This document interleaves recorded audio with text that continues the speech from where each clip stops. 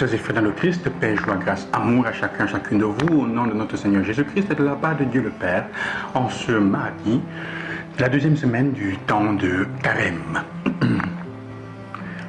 Je me souviens que quand j'étais plus jeune, plus petit, bon, pour un exemple, beaucoup d'adultes autour de nous, certaines fois même les parents te disaient, toutes les fois qu'ils disaient, tu ne dois pas mentir. Mentir n'est pas bien. Je ne veux pas te voir mentir.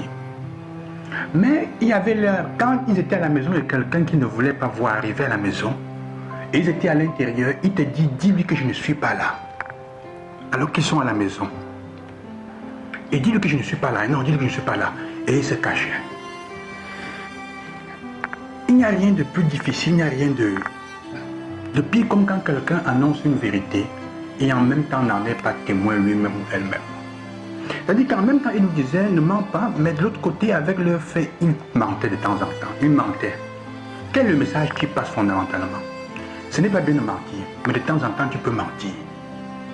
Tu vas mentir quand ça te sert. Au fond, avec leur vie, avec le fait parfois de leur vie, et parfois tu entendais d'autres mensonges qui avaient été dits autour, au travail et d'autres choses. Ça rend difficile. Ça rend difficile la question d'accepter la valeur de la vérité. C'est ça le problème parfois. C'est aussi pour ça qu'avec les appuis et les questions de ces dernières années dans l'Église, il est devenu difficile pour certaines personnes parfois de faire confiance à l'Église. Parce que comme Jésus dit dans l'Évangile, certains font, ils disent, mais ne font pas certains. Évidemment, ce n'est pas tous. Nous ne pouvons pas généraliser. Nous ne pouvons pas généraliser. Jésus laisse comprendre combien c'est difficile, combien c'est risquant. Quand on prêche une vérité, de ne pas s'efforcer pour la mettre, pour la témoigner avec sa propre vie. Mais en tout temps, il invite à faire la différence entre la prédication et le prédicateur. Aller à la source, faire la différence entre la vérité qui est annoncée et la faiblesse de celui qui l'annonce, qui n'est pas toujours capable de la mettre en pratique, de la vivre. Alors, pour celui qui annonce quel est le secret, il faut qu'il soit aussi capable d'être honnête et d'être humble pour dire, moi aussi je suis en chemin. Et bien que cette vérité soit autant grande, elle me dépasse. Parfois, je n'arrive pas à la vivre. Il faut une humilité de fond. Parce que parfois, ils disent, comme Jésus dit, ils n'arrivent pas à vivre. Mais quand ils voient d'autres personnes qui n'arrivent pas à vivre, à mettre en pratique comme eux, ils sont les premiers à les condamner. Ils sont les premiers à les incriminer.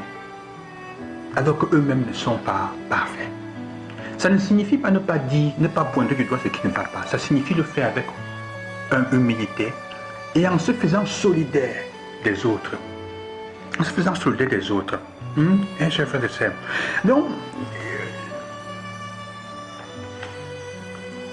comment dire, notre témoignage devrait être l'argument le plus convaincant pour les choses justes, des choses justes que nous sommes en train de vouloir transmettre aux autres.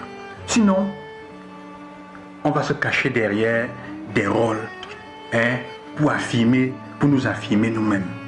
Mais non pas parce que nous avons à cœur la vérité et le bien. C'est-à-dire que quand on n'arrive pas à mettre en pratique ce qu'on annonce, la vérité qu'on annonce, on trouve un moyen pour justifier. Il n'y a rien de pire que ce qui justifie leur faiblesse en face d'une vérité. Si tu n'arrives pas à pardonner alors que tu prônes le pardon comme le Christ, et dans le concret tu n'arrives pas à pardonner, quand on te prend la main dans le sac, il ne faut pas dire que non, Jésus ne voulait pas dire. Non, il faut dire oui, ça c'est là. Si Jésus veut qu'on pardonne, mais pour l'instant je ne suis pas encore capable. Mais je sais que ça c'est la vérité, ça c'est l'honnêteté. Sinon, si tu commences à justifier ta situation, tu vas détruire même la vérité de l'évangile. Elle devient du cynisme, ça devient de la méchanceté. Comment dire, on devient hypocrite au double. Et on va détruire la vérité parce qu'on veut justifier ses faiblesses. C'est mieux de dire je ne suis pas encore prêt moi aussi. Je comprends que ce que Jésus demande est vrai, mais c'est un long cheminement. Ce qui est vrai. Jésus le dit, il sait que c'est vrai. Pour dire, faites attention à ce que vous faites. Donc ça ne sert à rien de se faire appeler maître. C'est ce que je veux dire, de faire appeler personne maître. Ça ne sert à rien de se faire appeler maître si nous ne sommes même pas capables d'être des témoins dans le quotidien.